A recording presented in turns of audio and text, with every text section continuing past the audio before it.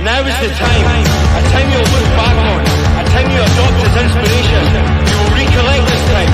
This moment, right now. Motivate yourself towards success. Overcome. Take over. The time is now.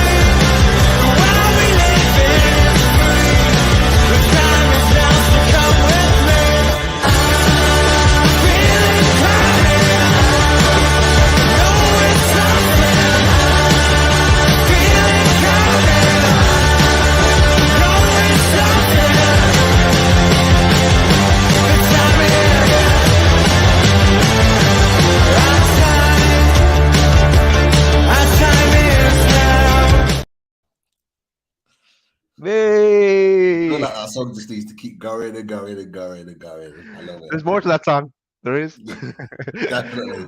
And we're back. We're back again. Wednesday night special. Welcome everyone in the chat. We can see everyone piling in. Great to see you all. We'll just put in there, get your questions in for Charlie. We'll get him on very, very soon. But we are back for another special. And to talk all things Newcastle, and it's never really a dull day in the world of Newcastle. So there's always something new to talk about. There is. If there's not something new to talk about, there's someone making something up, and we can talk about that as well. Because there's always some news somewhere. Someone is starts off a topic and just goes from there. But definitely. But how are you anyway, Daz? I'm grand. Yeah, not a bother at all. I said I'd join you tonight, Pete, and I know Chris is on tomorrow for Wales, so I'll come and join you tonight. I want to give a quick shout out to say happy birthday to Bronwyn. You might remember Bronwyn, who came on loaded a number of times in the past, but it's her birthday today. A big birthday. I won't say what age, but say happy birthday. I'm sure she's off enjoying herself, not listening to us. But give her a quick shout out and say hello. I know her dad is a massive fan of the show. Definitely. But, happy birthday. I didn't realize it was her birthday today, but yeah, happy birthday, Bronwyn. Hope you're well, and I'm sure she is watching Loaded. Of course she is. Still a huge fan, as she tells us when she speaks to us. So look, we have another special tonight. A fantastic show last night with Miles and Dom from the Shields Gazette. And tonight we have another special. We have another guest that we know very, very well that's coming and joining us. Specializes his trade in the Chronicle. And it is Charlie Bennett. So let's get him in. Welcome, Charlie. Bonjour, lads. How we doing? Good, man. All good. All good this end. How are you, more importantly? I'm all right now, mate. Do you know what it is? Today, I don't know what it is. I've just had a spring in my step. I've just been really, really happy. I don't know. There's a lot of misery in the world right now, isn't there? So, I don't know. I'm just trying to keep a smile on my dial and just, I don't know, mate. I've just been really happy today. I don't know about you. I don't know how it is in Ireland and in Leicester, but in Newcastle, mate, it's great. It's -3, but... I went. First thing I did when I woke up, I had no pasta. I wake up, I have some Weetabix, I have some pasta. I need pasta. So I had some shorts on and went to Asda. Stepped outside the front door and it was -3. There was like ice everywhere. And I was like, I checked my phone to see how cold it was. -3. I thought, I'm not going to put a pair of joggers on. So I kept the shorts on, but I had a coat on, a pair of shorts, and I swear down, everyone in Asda was like looking at us thinking, is this kid mental wearing a pair of shorts? I was on the self-scanner scanning this pasta and I could just see like eyes in the same heat thinking, why is he wearing a pair of bright green shorts? But anyways, lads, long story short, I'm feeling happy and I'm glad to be on the show. Cheers for having us on. Welcome, Charlie. Yeah. It's great to have you. Definitely. And look, you're probably not the only one that's got that spring in their step, because look, we said we'd briefly talk about it. We talked about it last night. that win on Sunday was a big win. And I think after the run that we had where we were drawing a few games, we lost the last 3 up until this weekend, just gone. It does give you that buzz again, doesn't it? You know, from your perspective, Charlie, you know, how good was the win? And you know, do you think that's part of the reason why you've got that little bit of that spring in your step, you know, this week? I mean, when Newcastle win, it's always good news, isn't it? I mean, I thought the win's always a good result, but I thought the result was way better. I didn't think it was a picture perfect performance from Newcastle. I thought, especially during the second half, Wolves, I mean, if you look at the possession stats, I don't know it off the top of my head, but I think Wolves might have had like 60% possession, 58% possession or something along them lines. Yeah. So there was spells of the game when Newcastle did look a bit lackluster. First half, I mean, I've seen a few rose-tinted views. I don't know what people think in the chat. I thought it was a penalty. I thought it was a penalty in real time. I thought it was a penalty in the replay. So I think we got let off a little bit with that one. But, you know, we got the job done. Isak, in particular, was excellent. I thought Joe Willock was my man of the match. He does so much that sort of goes unnoticed. You know, the transition from defence to attack, and obviously he got the assist for the winner. Overall, it was a brilliant win. I mean, no win in 5 games, was it? And the fact Liverpool lost and Tottenham won, it almost felt like a must win, and they delivered. Got a good little run of fixtures now. Liverpool have got a rocky run of fixtures. You never know what's going to happen, boys. That's it. You are absolutely right. Yeah, I think we were talking about it last night, and I don't know if someone mentioned it actually on the show last night or someone else has mentioned it, but you've just talked about Liverpool there. Liverpool have in their next 3 games Man City, Arsenal, and Chelsea. That's their next 3 games. Yeah, that's massive. Like you know, they've pulled. Let's face it. You know, we had the league table up last night, guys, didn't we? And we looked. I'm actually getting it now. Oh, okay. I'm table, yeah. That's what I'm doing in the background. I am listening to you, but I'm grabbing. And I didn't realize there's a game on tonight. Is there? Yeah, they play Real Madrid. No, Brighton and Brentford. Oh, yeah. Crystal Palace are playing and Southampton. No. Brighton are at home to Palace. It's Palace, that South London derby. Yeah, the weird derby, that isn't it? Yeah, very weird derby. That's for sure. And it's Brentford playing against Southampton. I think it's at Southampton. So it's always nice if Southampton and Palace could do us a favour. Probably won't. Most teams don't do us a favour when we need them to. But yeah, it's Liverpool have shortened the gap, haven't they? But we have an opportunity now with the games that you talked about. We've got Forest on Friday to set us off into the international break. Man United at home under the lights, St James's Park. They're going to be out with Casemiro for 4 games. And then on top of that, you've got the midweek rearranged fixture of West Ham. You know, our fixtures look more positive compared to theirs. Wouldn't you think, Charlie? Absolutely, mate. I mean, just looking at that table there, forget the top 3. That's the top 3 right there. We're in a little mini league now. Newcastle in a little mini league with Spurs and Liverpool. Liverpool have everyone had written them off a month ago. And then they had the little run. They weren't necessarily playing particularly well. I mean, Newcastle had 10 men, and for spells of that game, looked the better team. You know, missed some big chances. Wilson missed a chance. Burn missed a chance. I think they edged out Wolves 1-0, but they weren't playing particularly well. That Man United result, when they smashed them 7-0, sort of blurred everyone's judgment a little bit. But to credit Liverpool, they have sort of came into it. But I did always think it was between Newcastle and Tottenham, and I think that group of fixtures coming up for Liverpool, that's going to be a rocky road for them. From a Newcastle point of view, I think what's going to be key. If you look, I think it's the start of April. I'll get the fixtures up now. I had the book was set to go. Yeah, this is it. Yeah, Man United at home. That's always a tricky game. Yeah. And then we've got 3 away games on the bounce. West Ham away on a Wednesday night, Brentford away, and Villa away. Now, away games in the Premier League, it's always tricky. If Newcastle can weather that storm and still be within touch and distance of Tottenham, potentially even level with points or just above Tottenham, if they're just still in the race, I think Newcastle have a very, very good chance of getting Champions League. The two games in hand in particular are going to be key. Yeah. I think it's a really good point. I'd not looked beyond that point, Daz, but now Charlie's read out those results, those fixtures, should I say? What are you thinking? So that's three tough away games. Yeah, I haven't looked past the Forest game today, the truth, because that was for me. It was, first of all, I'm sounding like Eddie Howe, but game at a time, yeah, it was like we had a win against Wolves. We've done that, and we have to win against Forest. Hopefully, we can do that, and we should with the mountain injury crisis that they have. Then I kind of take stock over. It would be 12 games left then, and I'll take stock over the international break and look at the rest of the. But the other thing is, I disagree with one thing you said, Charlie. And I would have agreed with you last week, but not this week. I'll disagree with you because Man United, they were going to be missing Casemiro when we go to play them, and for take them back as well. It'd be nice to bring them, get closer to them anyway.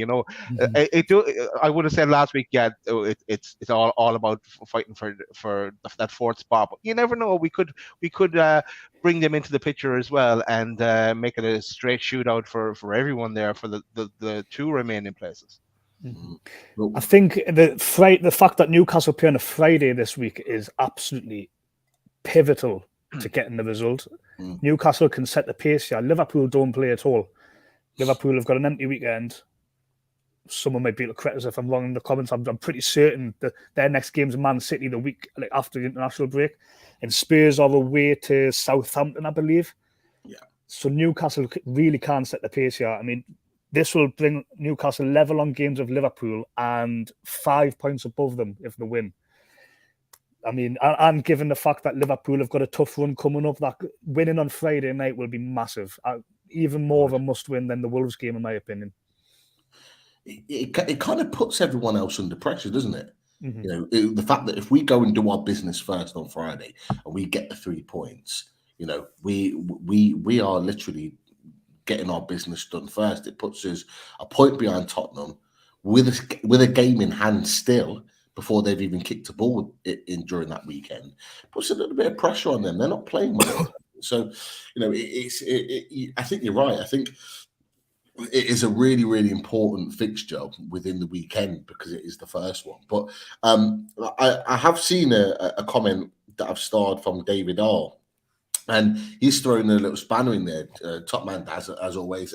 But has everyone ruled out Brighton at the top 4 race? They have games in hand and look dangerous. A bit early to rule them out completely. And obviously they're at home to Palace tonight and could quite easily, cut the gap on us and Tottenham with a win there and narrow that down. What are your thoughts, Charlie, about Brighton?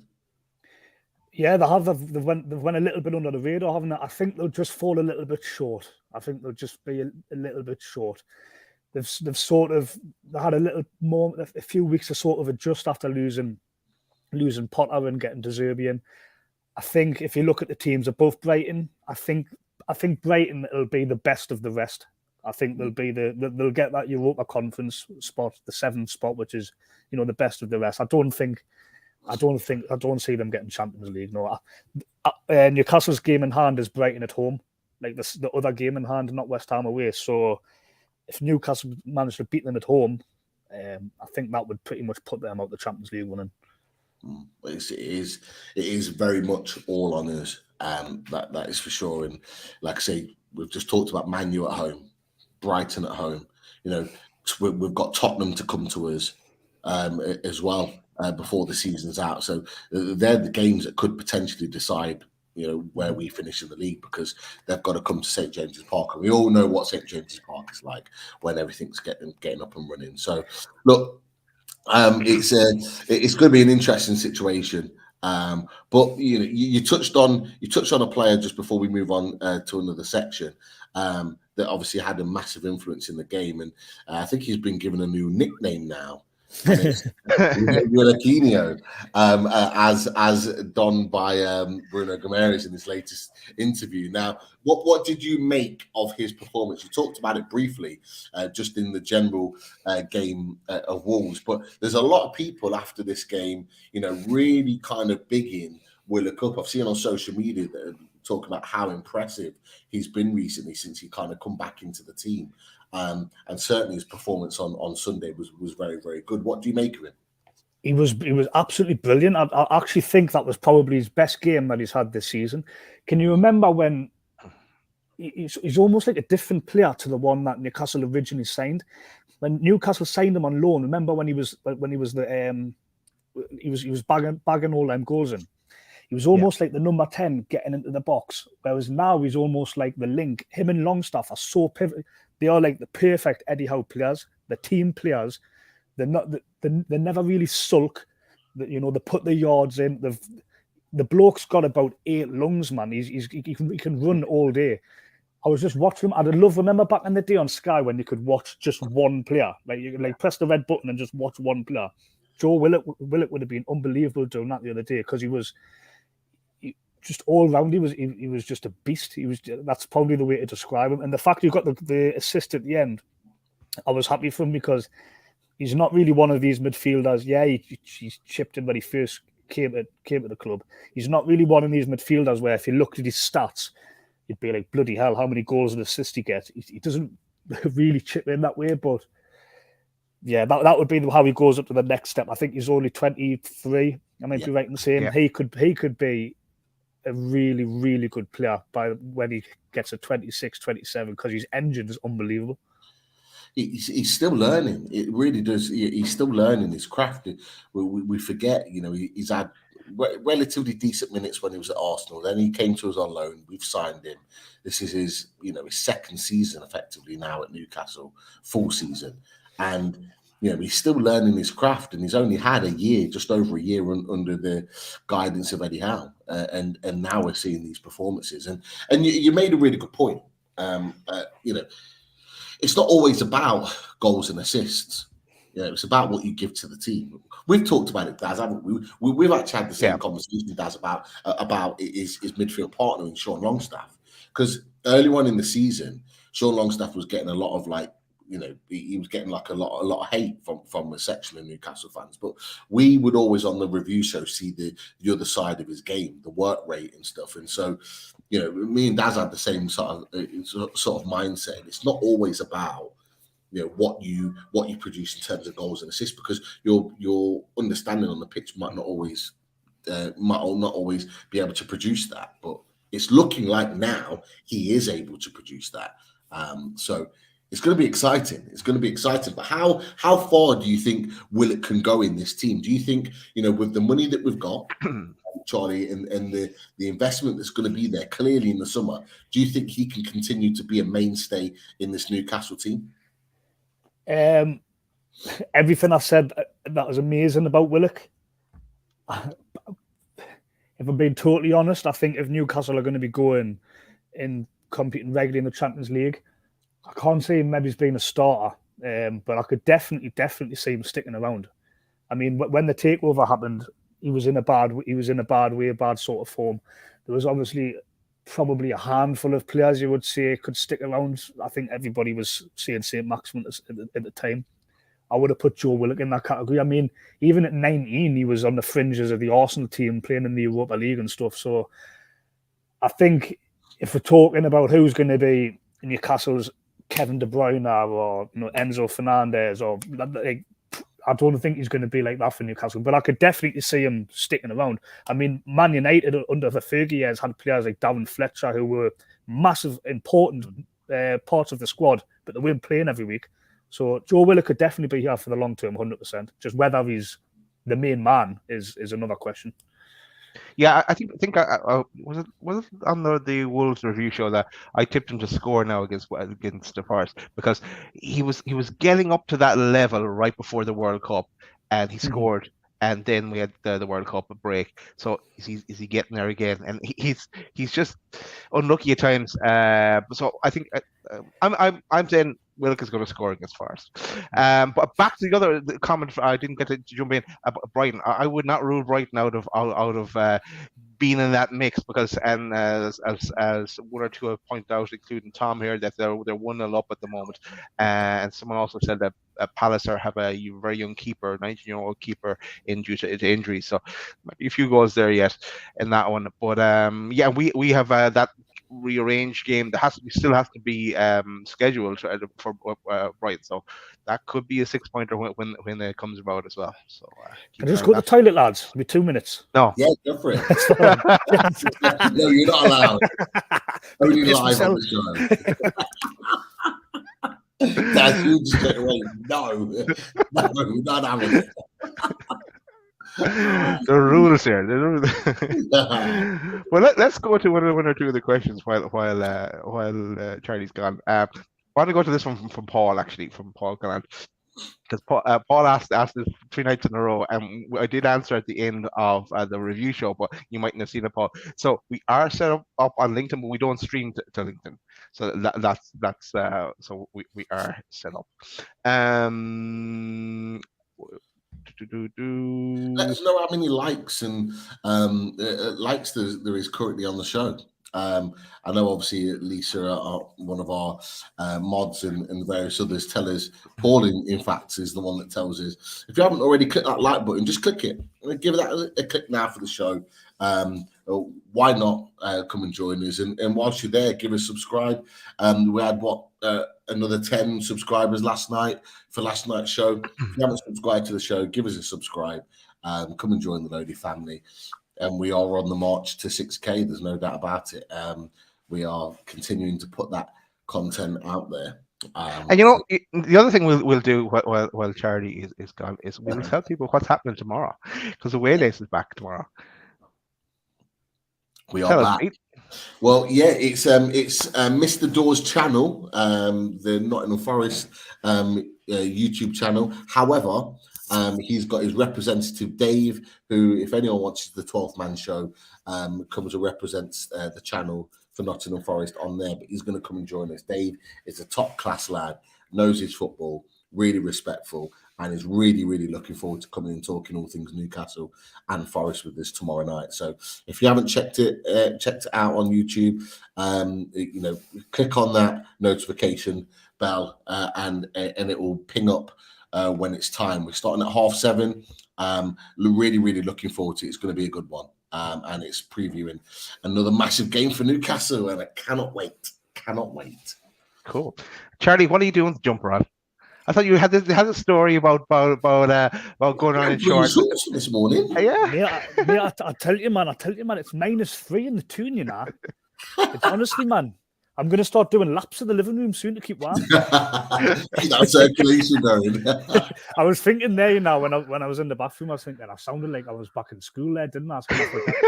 You didn't raise your hand. Asking if I could go to the toilet. Oh, God. I get that every day. Yeah, you would. Yeah, literally. One thing I'll throw out to you is I want to talk about, I want to get your thoughts, firstly, Charlie, on Isak, how good it is to see him back in the starting lineup, and obviously on the score sheet. But equally, what are your thoughts? And a lot of people have had some thoughts about this.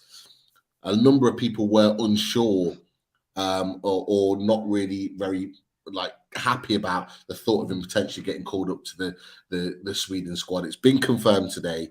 He is in the squad for the upcoming internationals. You know, just how big is Isak going to be for us? And what did you make of his performance Sunday? But equally, what do you make of the fact that he's been called up into the international squad for the next couple of weeks? Well, first things first, Pete. I'm just buzzing. I've actually got 3%. I did an ancestry DNA test. I've got 3% Swedish blood in us, and I thought you were going to ask us to translate that tweet. So, I wish it was but I could give it a go. I've been to Sweden 4 times, I think. Yeah. Have you? Yeah. Through work. What was it like? Good. I bet it's colder than -3 there at the minute. It wasn't the ice bar.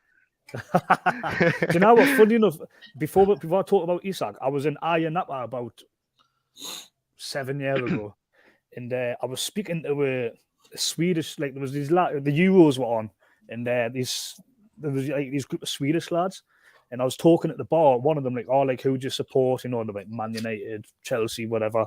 One of them said Newcastle, and I was like, "Oh yeah, like he must have like heard, I don't know, the accent or something."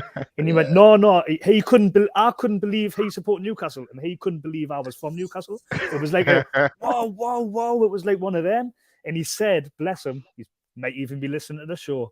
He said the only game he's ever been to was that game. Can you remember when we played Crystal Palace away and Pardew was the manager and we got beat 5-1? Oh, can you remember that? That was it. He didn't even go to St James's Park, boys. He was at the away game in the home end and we got beat 5-1. I'm going on a tangent, yeah, but that was just it's glad you did because we have him here. We're going to bring him out now. Here's your friend, Charlie. Yes. There's probably a few Swedish Newcastle fans now. We've got Kraft, we've got Isak. On to Isak, anyways. Sorry for the little the waffle there, boys. Don't apologise, mate. Go for it. Well, he's class, isn't he? I mean, I think Craig Hope wrote an article saying we saw why they paid 58 million for him. I mentioned Willock, how good he can be in a few years. Isak's just turned 23. Imagine when Isak is like 26, 27, 28. He is going to be an absolute monster for Newcastle. I don't know whether he's going to be like the number 9, like the Andy Cole or the Shiva.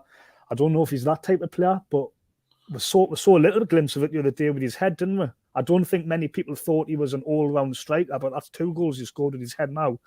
Yeah. He looks effortless when he goes past players. I mean, he doesn't really look the most nimble, like sort of because of how tall he is, but he just manages to like awkwardly get past players. He's lightning quick. He looks like a proper footballer, doesn't he? I mean, I wrote an article in the build up to the game saying he should play on the right of a 3 because of what he did against Southampton, and I think he skinned the Kanji in Man City the weekend before. But to play him up front number 9 and put in that performance, I mean, what can you say? He was unbelievable. Yeah, it's interesting what you just said, Charlie, about Isak. You know, you mentioned it. Where you're not sure whether he was going to be that traditional number 9. Is there anywhere on the pitch that you think he might maybe transition towards, which doesn't make him play in that position week in, week out? Mm-hmm. It might just be a maturity thing. I mean, some strikers, when they're 21, 22, they're not really the out-and-out number 9, are they? But then once they reach the peak, they just become a totally different player. I think even this might be a bit of a likeness to, maybe it's a bit too far-fetched, but someone like Thierry Henry wasn't the out-and-out goal machine. Yeah. You know, he was more of a wide player, wasn't he, when he was younger? But honestly, Charlie, I was going to say, what were we going to say? I was going to say we found him. It wasn't Connie you were talking to. No way. Was that him? Ask him if he was in. Were you in Connie in the chat? Were you in Ayia Napa in July 2016? June 2016. It was the same Euros England got beat off Iceland.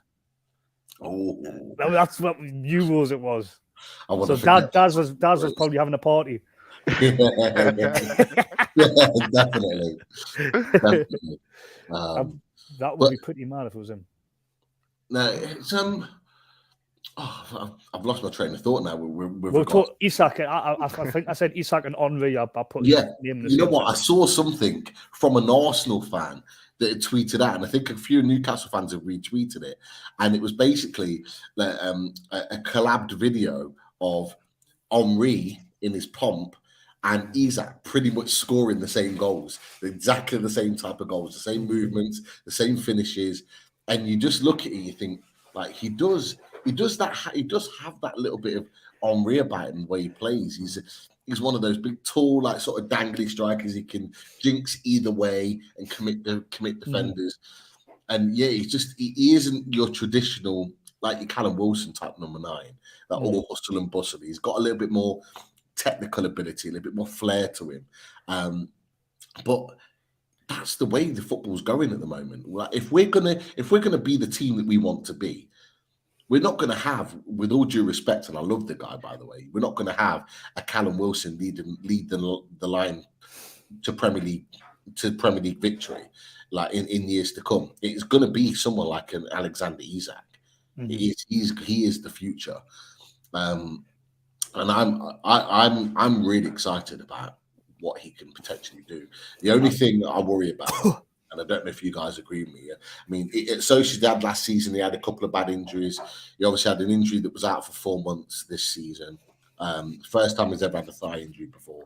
That's the only thing that I think that could stop him being the monster striker that we would want to have in this team, is that if he keeps picking up injuries. And I think maybe, and I don't know whether you agree with this, Charlie, maybe that's why Eddie Howe's been so cautious with him. He wants him 100% fit before he puts him into that position. I don't really think about that.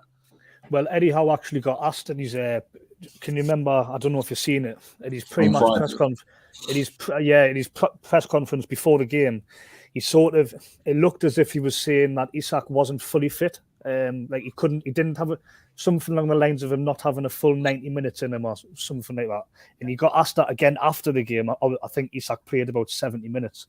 And what he was meaning was Isak can play 90 minutes for another team, but he can't play 90 minutes like the way I want him to play. Like that's what he meant. So he meant like he's fully fit, but he's not 100% adjusted or like fine tuned to how Eddie Howe wants this. You know, like the heavy metal, the way Eddie Howe sets up the Newcastle team. So that's pointing right there that he's only going to get better, isn't he? He's only going to get. Well, it's mad because record signing Newcastle spent almost £60 million on a striker, and everybody's impressed by him. But it still feels like everybody's only seen glimpses. We're just getting like little snippets on it, like Liverpool away, and then he's injured, and then Fulham at home, and then like the other day, which was just it's almost Eddie Howe's teasing the Newcastle fans. I think that's what he's doing. He's teasing them. Yeah, definitely. He's I still don't think we've seen our best team together yet. I don't think he knows what his best team is right now. I think he's mixing and matching. I'll throw this one back to you, boys. You mentioned his best team there, Pete. When everyone's fit, I think the biggest problem is midfield. Now, Longstaff, you obviously love Sean Longstaff, but you couldn't put Longstaff in there and Bruno and Joe Linton and Willock. I know he put Joe Linton on the left, but I think Joe Linton's got to be in the middle. I know what my midfield three would be. I'm just wondering what yours would be. Good question. You got an idea, Dad? Do you want to go first? It's hard to see past the win there now the other day, but like when Joe Linton's back, he comes straight back in. So there's always sort of been one of them out, whether it's suspended or Willock's been injured. There's always been one of them's been missing. And it's looking there's not been two, because we're really screwed then.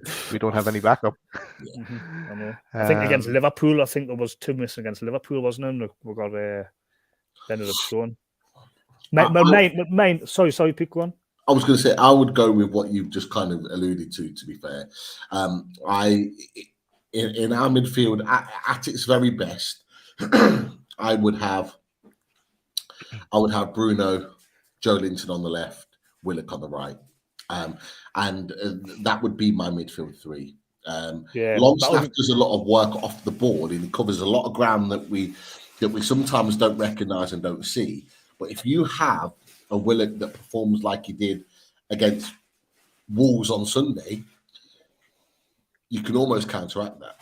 Yeah. And you've still got Willock that can do what he did at the weekend. He made moments that won us the game. Mm-hmm. I don't know what you think. Is that something similar, or were you going for something different? That was mine. I mean, I mentioned before Willock in 4 or 5 years, if he could still be around Newcastle, and I said, yeah, but more as a squad player. I think Longstaff should sort of be in that category now. He's good. He does a job. He's improved massively. He almost looks even better than the Longstaff of old. I know he had the lull under Steve Bruce, but if Newcastle want to be, I'm going to be really harsh here. I'm going to say Dan Burn as well. If Newcastle want to be competing regularly, Dan Burn and Longstaff should be sort of squad players that can come in rather than nailed on starting every week. Know what I mean? Like in the summer, we'll just throw this to the summer. In the summer, Newcastle need to sign a left back. I would have Matt Target in reserve. Go and sign a quality top left back, like a Kieran Trippier, but at left back. Yeah. And then Dan Burn then he would be the reserve centre half or can cover at left back. And Yeah, then this is how I said this before, Charlie. I said he becomes the new Dummett. yes, He's got a utility. Yes, and then you would probably get a large bulk of what you would, not a large bulk, but you'd recoup some of it back by, Dummett's wages. You would probably offload Lewis, maybe even Mankio would go. So there's room to play. There's a lot more room to play with this summer in terms of outgoings than there was last summer, because I think Dwight Gale and stuff was going on the free last summer. Jeff Hendrick out on loan, Clark out on loan. There's a lot more wiggle room, I think, this summer. And the other thing is that while they're out on loan, we're covering some of their wages, so that they'll be gone, like Kieran Clark as well. So yeah, they'll be definitely gone. So yeah, we're all hoping for a massive summer, outgoings and especially incomings. There was a very interesting article that came out, I believe today, from the Athletic, that talks about our summer business, and they have rumored to say that and obviously from the Athletic, they believe that Newcastle's plan this summer is exactly this, and it's to sign a first choice left back, to sign another centre back. So does that mean one of our centre backs is leaving potentially? Who knows? They want a number 6. They also want a number 8, and they want 2 forward positions. And that's what and the keeper. No talk of keeper. No talk of keeper. So you are looking at, and we had this conversation the other day, Daz, didn't we? And we talked about, and we asked the question to Miles and Dom, what number of players are you looking for, or would you expect to come through the door in the summer? And the Athletic have almost mentioned 6 players that Newcastle want through the door. But for you, Charlie, we've just had the league table up there. If we finish in Europe, wherever we finish in Europe, how many players do you realistically believe that needs to come through the door in order for us to be European ready? We asked it yesterday. We'll ask you now. A left back, I've just mentioned that before. I think they need they needed this last summer. They need a proper midfield enforcer, like a defensive-minded sitting midfielder. A lot of people are saying Bruno so he can play further forward. I 100% agree there. They haven't really got from a tactical point of view, even if we're winning the game, we haven't got somebody to come on and just be a sheer enforcer in the middle. Joe Linton, yeah, but he's more of an offensive-minded player, Joe Linton. So that would be 2, definitely. We need a number 9, a goal scorer. We lost Chris Wood. Callum Wilson's injury prone, and Isak is. Yes, he scored the other day, but is Isak ready to be that main number 9, 20 goal a season man? I think we need a bit like an Aguero type player. So obviously, Aguero's retired now, but someone of that mould where he's just a ruthless goal scorer, but he can also link the play. He's just in and around the box, he's just bang. So that would be 3, definitely. And a wide player, because I can see Ryan Fraser leaving. I could see possibly Murphy leaving, possibly. So I think that would leave a winger short. So that would be 4 definites. That would be 4 that Newcastle needs to bring in. And then I think you would probably, I can see Jamal Lascelles. I think he's going to be the big, the high profile casualty this summer. So then that would leave a centre half. Then you could have your centre half that would be Botman, Shea, Byrne, and then the new guy. That would be 4 top Premier League centre halves, like solid Premier League centre halves. So it'd be 4. I'd say 4, and then 5 a centre half if someone like Lascelles goes. Interesting. What do you think about that, Daz? Would you agree? That and more, yeah. I'll say Daz wants a new fan base. He wants a new bridge on the Tyne. No, I've got plenty of bridges here behind me. What would I want any more for? No, look at. I know it's a project, and it's going to be a slow build as well. And financial fair play will control us, and our outgoings will come into play as well. And if some of those, I think, 4 first team slot straight in there, but then some development players as well. Hopefully we will, because we're linked to so many during the January and the summer, and we never landed any of them really. Well, apart from Garen Crowell. But plenty to do. I think where we finish in the league table will determine it as well, as in what European competition we're going to land in. Because whatever European competition we're in, we need to bulk up the squad. So yeah, there's a lot of factors that and the sponsorship deals coming in, and then that'll determine how much we can actually spend. So and we have to offload a few and give some away. I think the important thing, the one criticism I had of the Gordon signing is, I think when you're looking to progress as rapidly as Newcastle are, Gordon's obviously one for the future. But I don't know if he's ever played FIFA Ultimate Team back in the day. You don't sign a player to sit on your bench. No. You sign a player for your team, and then whoever's in the team goes on the bench. Yeah. And I think that's the outlook Newcastle need to have. We mentioned Dan Burn's a perfect example of this. We mentioned it before. Newcastle sign a left back, Dan Burn goes to reserve. Same would apply with, say, a Longstaff. Newcastle sign a midfielder, quality midfielder, Longstaff goes on the bench. That needs to be there's no. Who did I see linked the other day? Billing. Billing scored against Liverpool. Did he score against Liverpool the other day? Good player. He's a good player, but I don't know whether he goes in the team. He would be like a squad player. Yeah, exactly. Do you get what I'm saying? I think Newcastle need to sign someone that goes in the team, and then whoever's in the team drops down. That's what I think the mentality's got to be.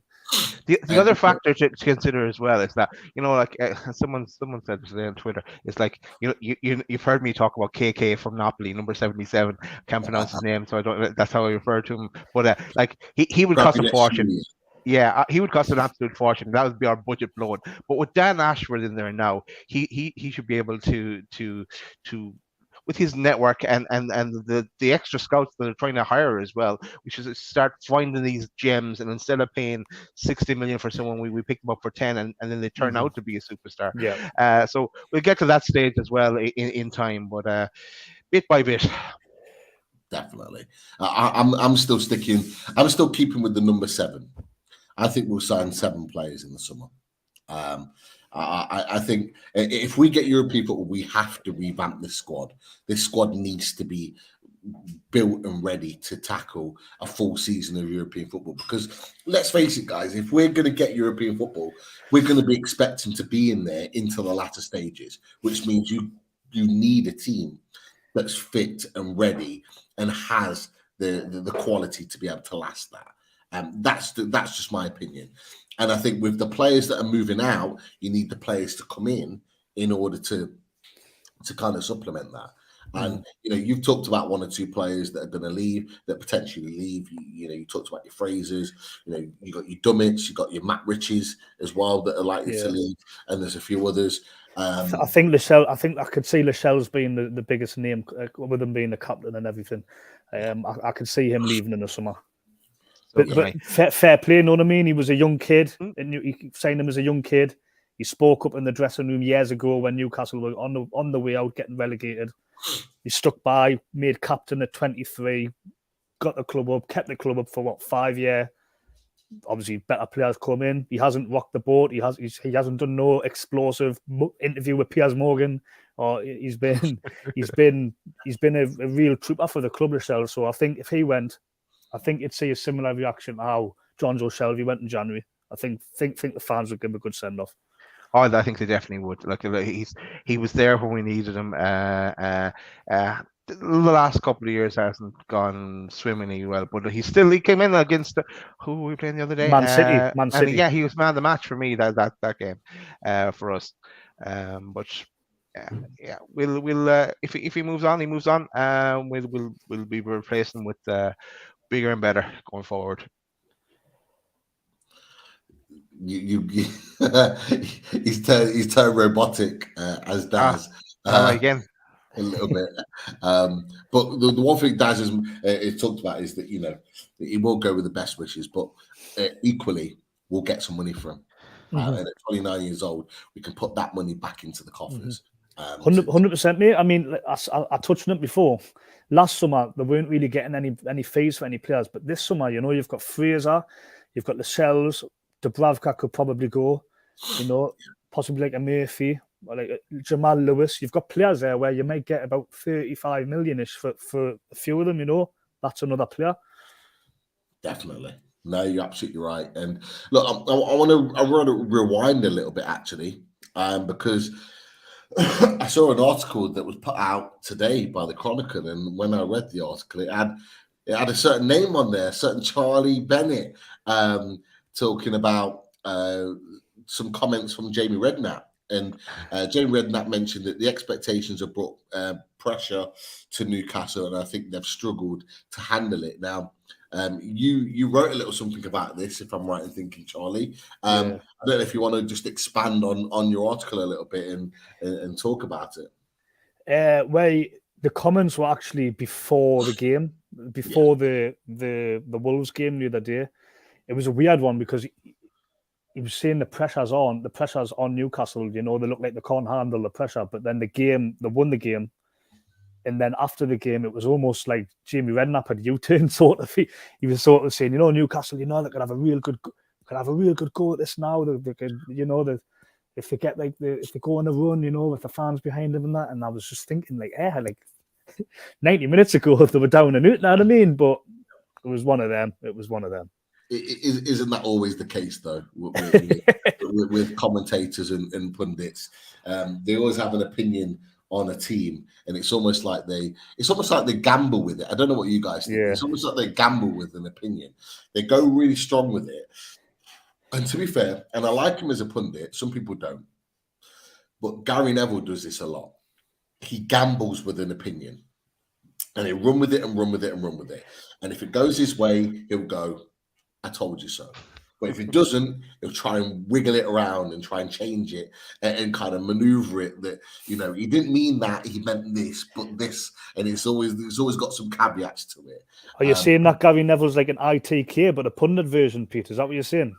I'm not saying that. I might be saying that. Who knows? Hedging his bets, is he? I'm doing the Gary Neville. I'm changing my words slightly. But no, it's one of those things. In your opinion, do you want Newcastle to be that team that people play down? I think, given the stature of the club, and the sort of historical league positions of the club, and even on paper, if you look at the squads, let's be honest. I mean, Chelsea are sitting way down the table. Their squad's a joke. You've got to make Newcastle underdogs. I mean, if you were a Newcastle supporter looking at this position and say it was, I don't know, like a Brighton or a Villa or someone in Newcastle position, you would make them underdogs. I mean, Liverpool. They look at the attacking players. Liverpool they've got Salah, they've got Gakpo, they've got Diaz to come back. If you look at the teams on paper, Eddie Howe's got this team punching way, way above its weight. That's why if Newcastle got Champions League this season, it would almost be like a catapult. It would be so, because it's going to be harder next season. Chelsea are going to be stronger. Liverpool are going to be stronger. That's a fact. Man City aren't going nowhere. Neither's Arsenal. So if Newcastle can get it this season as the underdog, it would be, I think then if Newcastle got Champions League football, I think you would see a huge summer. Yeah, and the other thing is that we'll be in some kind of European competition, so we won't have that free run that we've had this year on other teams. That's another reason why I'm not a big fan of that Conference League. But I won't go there again. But yeah, look, it's. But why would you, guys? I don't think you're wrong. I don't think you're wrong in saying that. So some fans are like, I'll take any Europe, and I've been at that. I've been of that mindset when we were in our kind of dropping form. You always kind of like you almost kind of think to yourself, oh, okay, I'll just take any Europe right now. But actually, we've been in and around the top four all season. Why would you just settle for Conference League when we were in a great position to get better than the Conference League? I mean, like Charlie, I'll ask you outright. What do you think our chances are of getting Champions League football? Genuinely, that's a big question, Pete. That's a big. I've almost been sort of deep down. until the Wolves game, deep down, I didn't think they were going to get it. I thought Liverpool were going to get it. After this weekend of football that's just been, I give Newcastle a really, really good chance of getting it. I mentioned it before, that week, that when they play the 3 away games is going to be so key. If they can just ride out that bit. That week with the 3 away games and the 2 games in hand are massive. Because if you look at the fixture list beyond that, it's not really too challenging. I mean, yes, Man United at home is coming soon. Chelsea on the last game of the season. Arsenal at home. So another home game against a big team.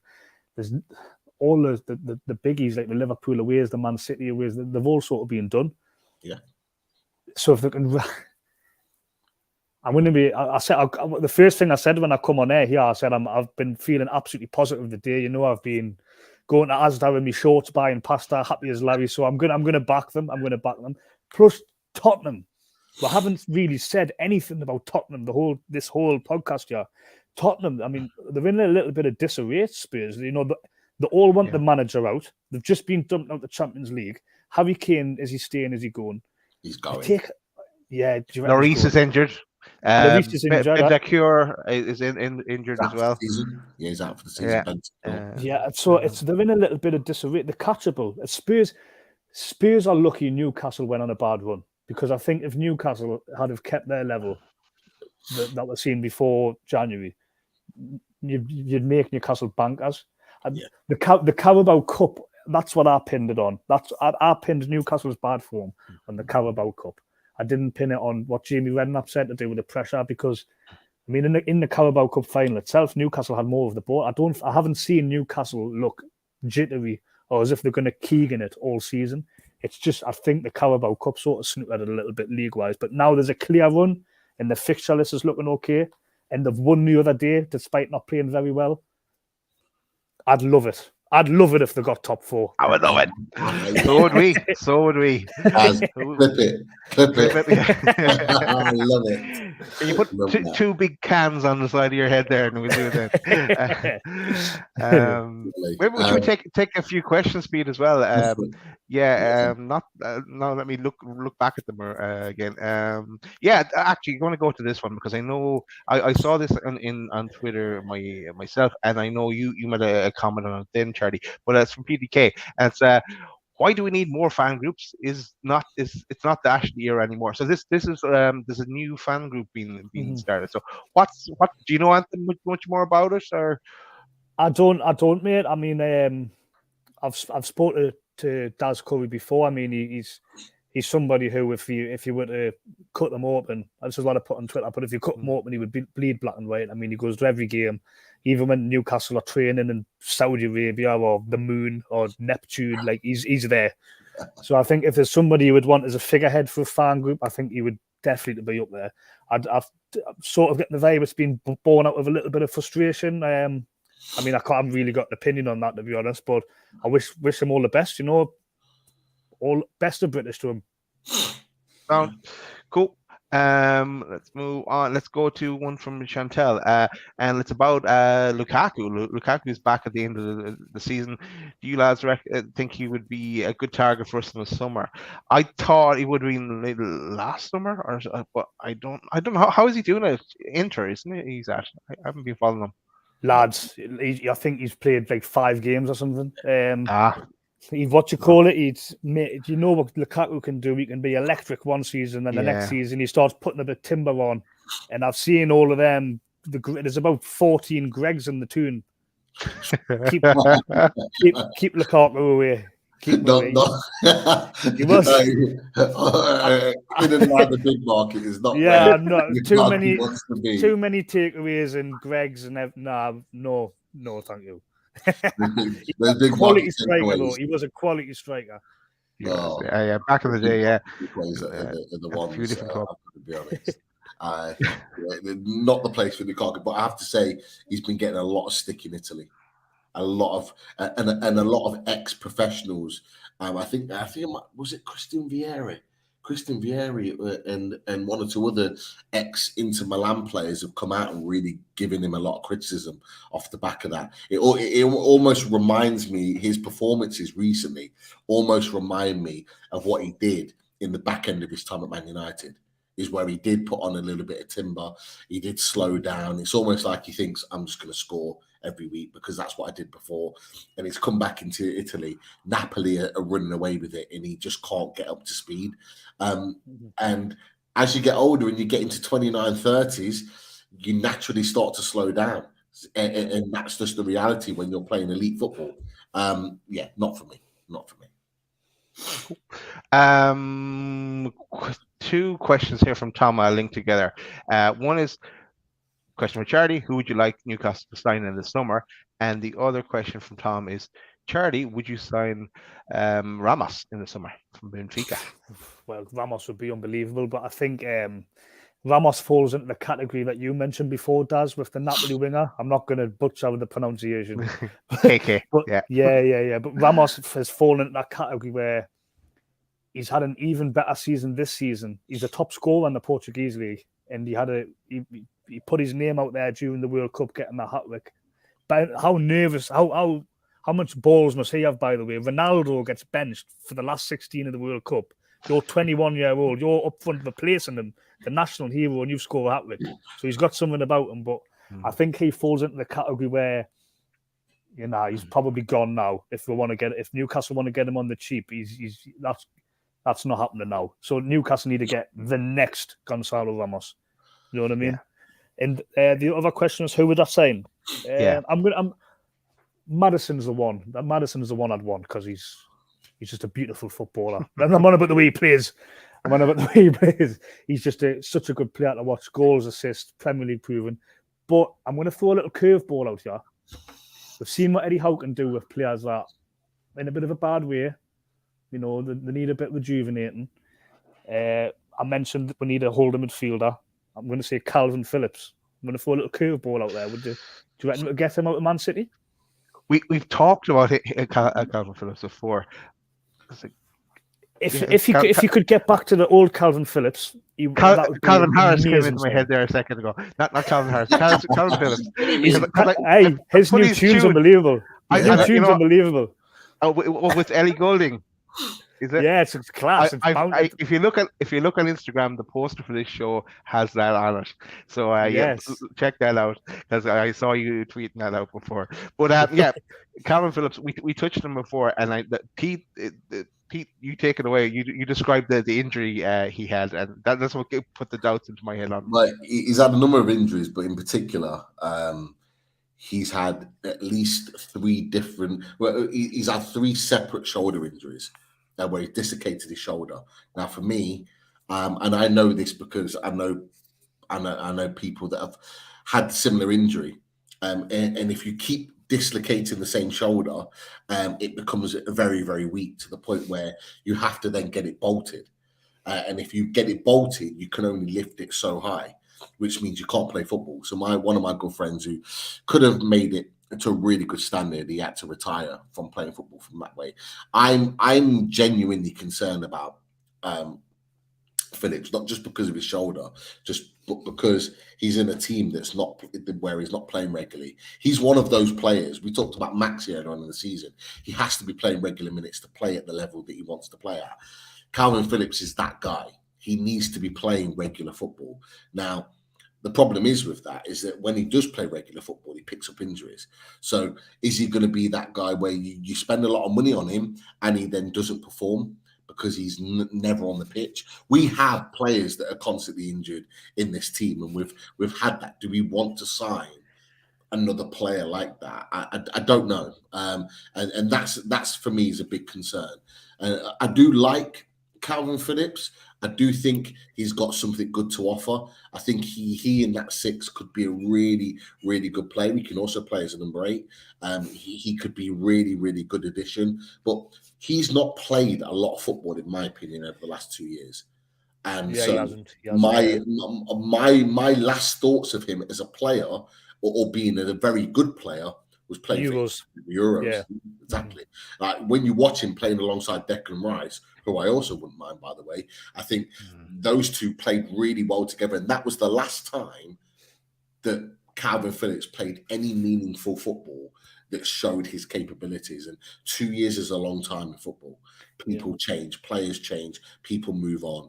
But I do want to throw another player out there because he was linked today, and he has been linked for recently elsewhere. And I want to get both of your thoughts on him. And it was I knew it was going to be. I knew it as well. I knew it was going to be. You as well. Knew it was coming, and Drew was on it. Drew was on it about 5 minutes ago before I even put the picture on there. But Pete O'Rourke, who is normally pretty good with bits of transfer news, has wrote for the Football Insider today that Newcastle ready to pounce for Mason Mount. I want to get your thoughts on that, but just a little bit of background. Speaking to Carefree Lewis G, who I know quite well on the Chelsea circuits, and Chelsea have stopped contract talks with him. As it stands, there's no more contract talks with him until at least the summer. He will only have, I think, a year left on his contract at that point. There's lots of rumours within Chelsea that they want to move him on because they want a replacement midfielder to come in. And there's lots of rumours that he's potentially looking to move elsewhere. He was heavily linked with Liverpool a few weeks ago, but now it seems to be Newcastle.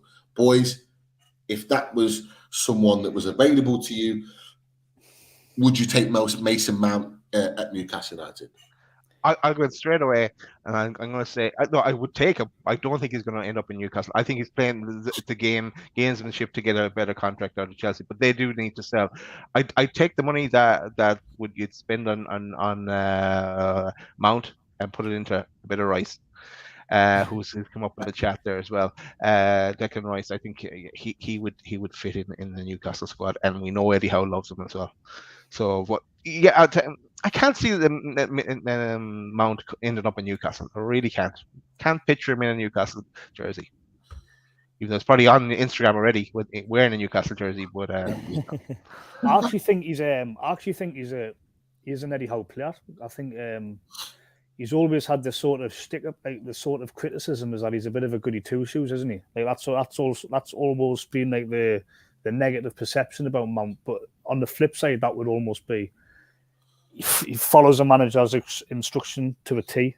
There's far more talented players that have, like, for example, in the England team, the Mount's always sort of got in.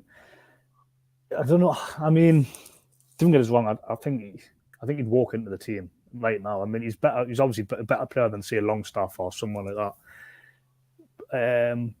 I mean, I'd take him. I mean, I wasn't keen on Newcastle signing Anthony Gordon to start with. So I mean, if I was willing for Anthony Gordon to join, I think I would. You would take Mount all day, but I can't really see it happening. I think Daz might have hit the nail on the head there. I think he might be angling for a new contract. I think it's talks of 250 grand a week or whatever he's after. I don't know whether Mount's been.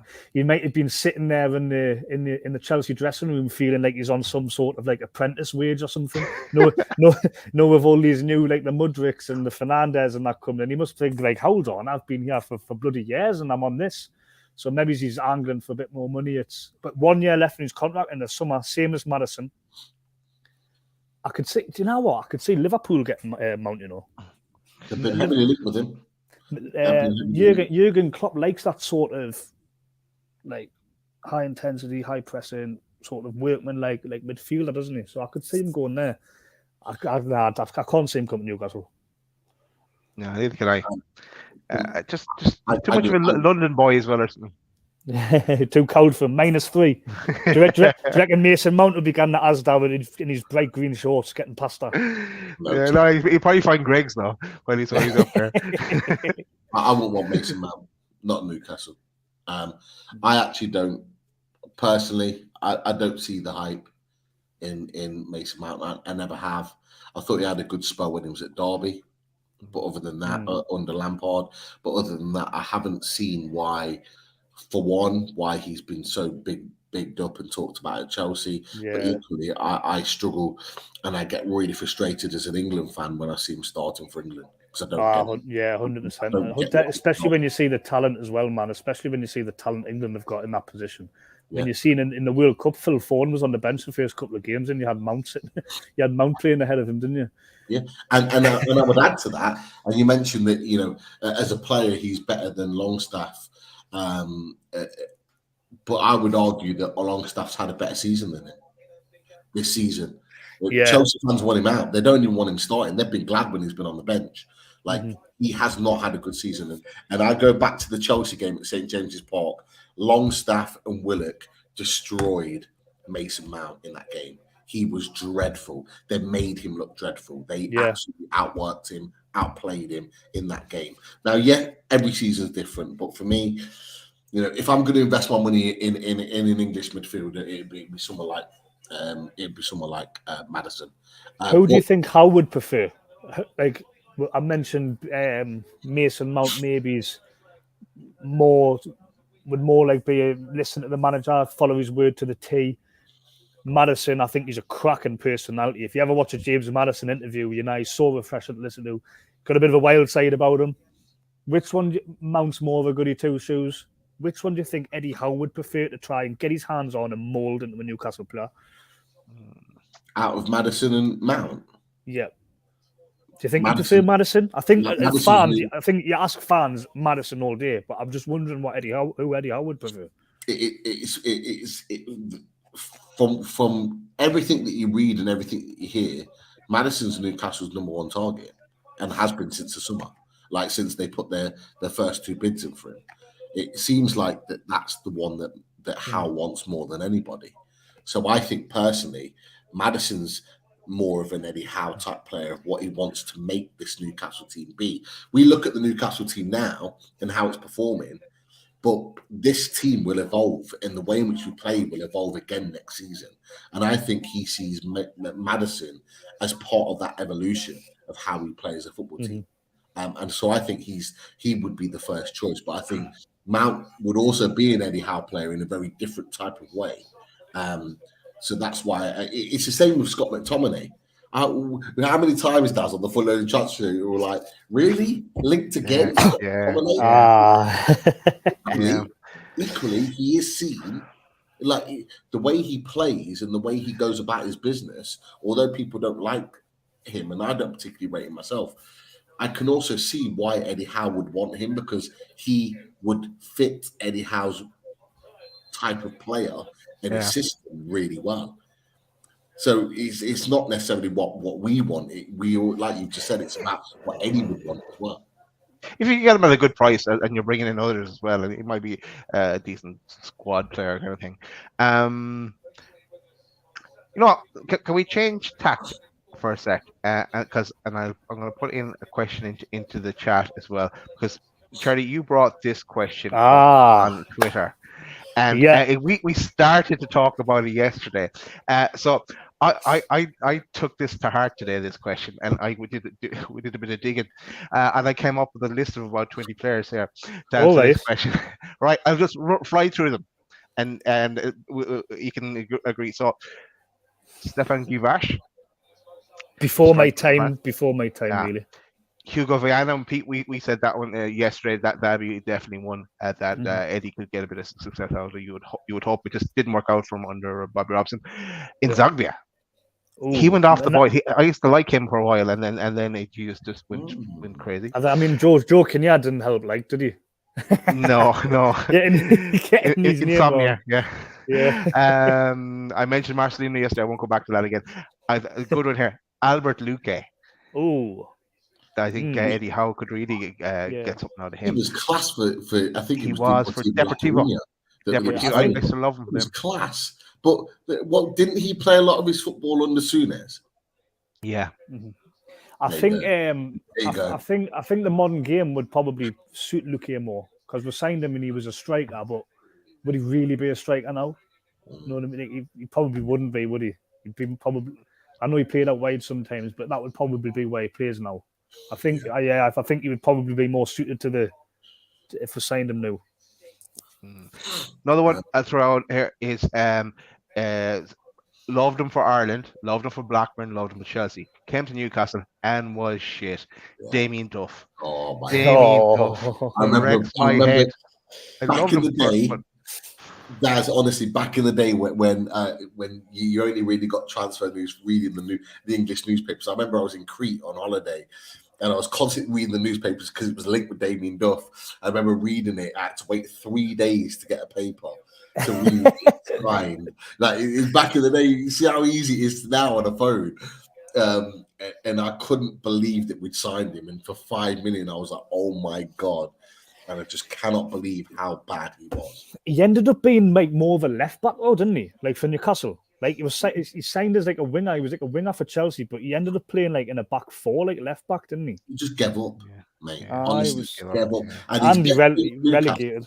In that year before he left, his best game for Newcastle was 2 days before he left the club in his first game of the season against West Brom. Yeah, it was unbelievable. It was like he scored. He actually scored. He scored a goal. It was like, where's this stuff come from? We need to keep him. And then, like a couple of days later, he went off. Went to Fulham. Fulham, it was a joke. I'm going to throw 2 players out there. One of them has just been said in the chat, and one of them hasn't. Patrick Kluivert. Oh, I was about to see him. Yeah. Patrick Kluivert, we got him on a free.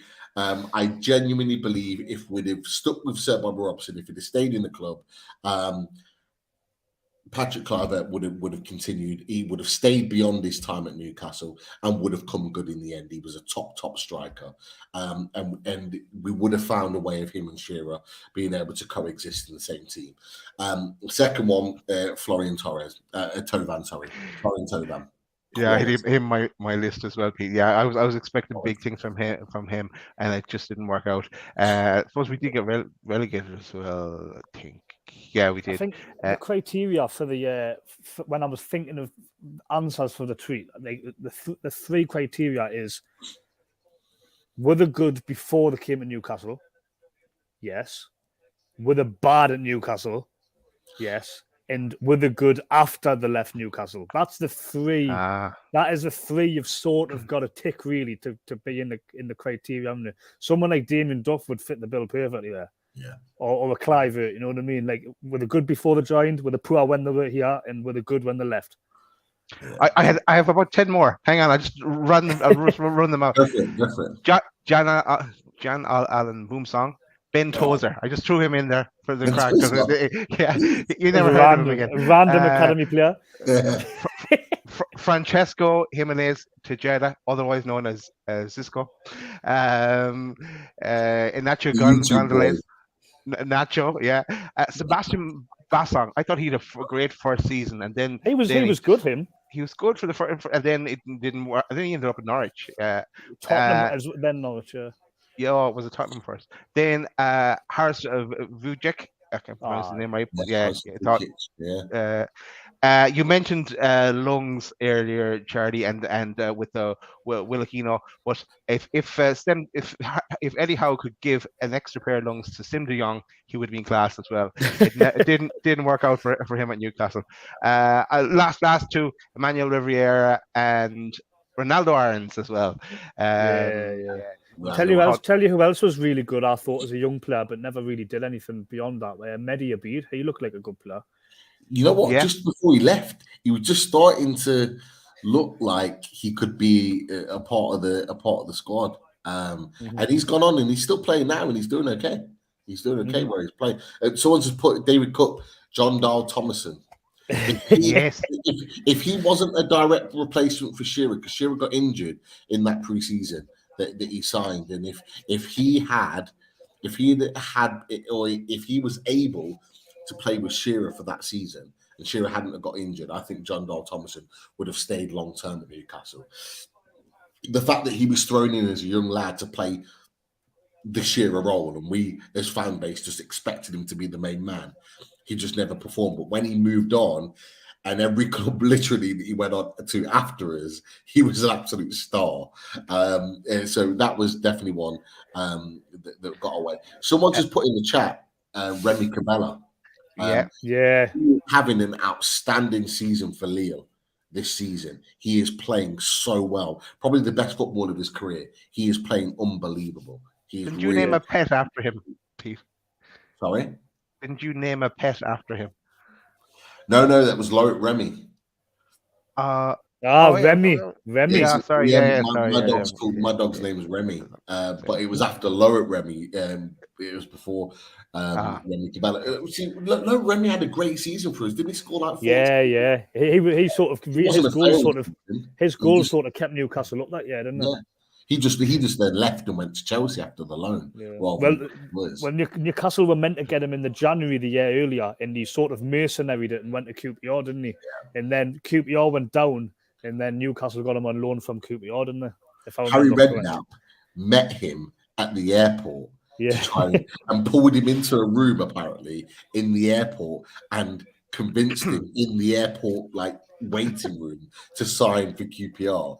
That is how crazy it was. So Mike Ashley was waiting in a London hotel or whatever, his representatives. But Harry Redknapp pulled him and snuck him through to QPR. Sorry, unbelievable. Another good shout here, and Katie starts it first. But who he's actually talking about here? I think it's De Jong. I think he's on about Luke De Jong. Yeah, Dave. Yeah, Luke De Jong clarified it there. Another good. Well, he didn't do anything for us. He couldn't score, but he scored a few goals after that. He's still scoring goals. I agree with Chris Banks. I remember Luke De Jong coming on. Was it not his second game in the derby? It was a 3-0. It was the second 3-0 that got beat off Sunderland, I think. And I just remember Luke De Jong having a shot at goal from about 20 yards out, and it was like a back pass. It was like I think the Toon were getting beat 2-0 as well. It was like a pass back to the keeper. I just remember thinking, this lad's not gonna cut it at the Toon. I remember it happening. I was actually watching it in a bar, and it used to be like Derby Day was mental, and I just remember the full bar just. That was the moment the game was gone, and then next thing you know, he's scoring in Europa League finals and against Man United, knocking Man United out in the semi-final and stuff, wasn't he? Yeah, he played for Barcelona. Barcelona were off the head. He was at Barcelona. Played for them, top of the. They had him in that Brathwaite up front, didn't they? At one point. He was at one point, and I never played up front for Barca. It's just mad. I've just seen a little message from Rich from Loaded. He put Rolando Aarons as well. Did he? You mentioned it, but he was another one for sure. To be fair, there's a lot that could have been successful and didn't. I know we are kind of running out of time. Maybe we do one or two questions, Jerry. Because we put these kind of questions to Miles and Dom yesterday as well. But have you heard much about the Saudi sponsorship deal, or the sponsorship deal, whoever it may be? I don't think it'll be fun 88 next season. I think that's certain. I don't know who's going to be coming in though. I mean, if you were to hedge your bets, you would say it would be like a Saudi company, wouldn't you? But I definitely don't. I don't think it'll be fun 88. I think that they're not paid them off, have they? Have they not paid Fun 80 off? Yeah. They're trying to work on Castore, and that's not happening at the moment. That's the big one because everyone you see all the makeup tops and the Adidas sign on, but it hasn't been finalised, and there's a lot of people that are thinking that Castore could be here for another season, which I don't in terms of the actual kit design itself, I actually like the Castore kits. Do you know, in terms of the actual what they look like? I think people's gripe with them is more like the big delivery times or the quality and stuff, isn't it? I think in terms of the sizing, if you're a large, you have to get triple X large to actually fit you. It's just crazy. It doesn't make any sense. There's no logic in the sizing. All right, maybe one more question then. Which one will I go for? Okay, let's go for this one from David R. Do you think that Wilson can turn his form around, Charlie? Well, I think he will start scoring goals again. Whether it's for the Toon or not, I'm not sure. He's a striker. I was just on a bad run. I mean, you've seen what he was doing before the World Cup break. Injuries obviously hamper Wilson. I mean, he's constantly injured, isn't he? It's just whether the bit in the question there before the season ends. It's just whether he's going to get a chance to do that before the season ends. What we've got left, 12 games, 13 games or so. He might do. But if Isak steps up, I mean, you can't see Wilson getting in, can you? He's not going to play two up front. But I don't think Wilson's finished like as a striker. I think even if he was to leave Newcastle in the summer, I think he'd still score goals elsewhere. Yeah, no, he will. He will definitely. We had this discussion last night, and I think Pete's frozen there. But we were saying what Premier League club he could potentially go to if he was to leave. We don't think he is leaving because our sponsor is sorting out his bathrooms at the moment. So it doesn't look like he's leaving. His bathrooms and radiators. But yeah, we said the likes of Fulham, Brentford, clubs like that maybe. That he might. I think he can still stick around for another year. I mean, even if Newcastle sign a striker, they got rid of Chris Wood. Ideally, if you play with one striker, you want 3 of them, don't you? So I mean, yeah, he'll still be here next season. Yeah, in my opinion. Yeah. Right, that's it for the questions. I'm going to quickly run through the sponsors, and we'll close down the show. Pete will probably jump back on.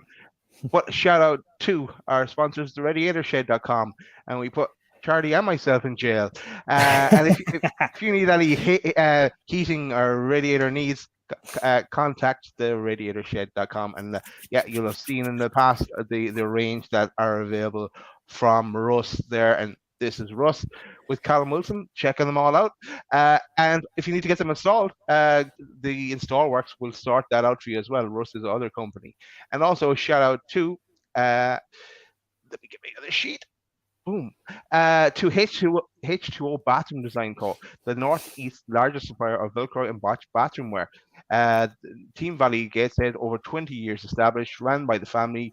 Get down to the showroom on the 11th Avenue, Team Valley Estate in Gateshead. So, Charlie, do you need any bathroom set up by you? Well, yes, you left actually, to go to the bathroom there. You didn't have to go outside. Do you need a new bathroom? Maybe this is the way to go. Honestly, mate, I'm not even just saying this just to like give the sponsor some sort of credit, but actually, I might need a new bathroom soon. So I'll give them a bell. I'll give them a bell. Do they'll start you off. Go to either Russ or Martin. Russ looks after the radiators, or Martin. Tell them we sent you their way, and yeah, they will sort you out. There's some fabulous showroom ideas there. So.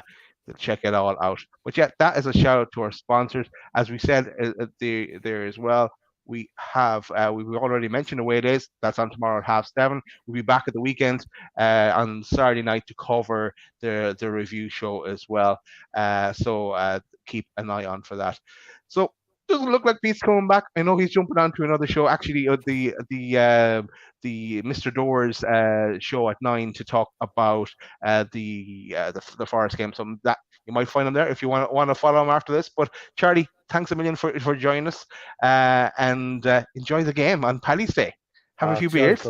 I will, mate, 100%. I will be. You know me, Friday night, I'll be having a few beers. Oh, yeah, cheers. Thank you, everyone in the chat as well. Cheers for your questions and everything. We might catch you in April, Charlie. We're all of loaded is over in April, the end of April, so we might even bump into you. Oh, wicked, mate, wicked. Definitely hit us up. Hit us up 100%. Nice one. Cheers, Charlie, guys, mate. Top man. Thanks a million. Thanks everyone for watching. How'd you like that? How you like